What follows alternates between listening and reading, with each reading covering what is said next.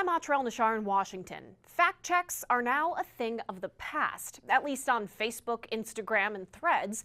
Parent company Meta announcing it's ending the practice and will instead rely on community notes to provide context for posts. And it's not the only change the company is making ahead of the second Trump administration.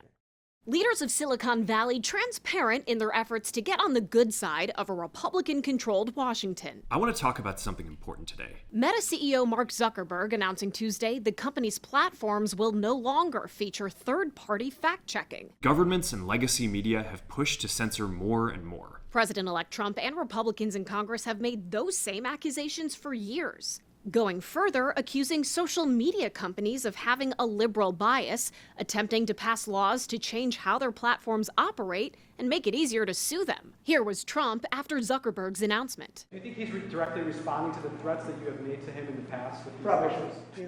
Meta says it started its fact-checking program in December of 2016 to identify and address viral misinformation, particularly clear hoaxes that have no basis in fact. Then last summer, in a letter to House Republicans, Zuckerberg said Meta regrets not pushing back against pressure from the Biden administration to demote specific content about COVID-19 and a New York Post story about Hunter Biden. Even if they accidentally censor just 1% of posts, that's millions of people. Critics worry it's an overcorrection that will do even more harm. Social media is an extraordinary weapon against our democracy.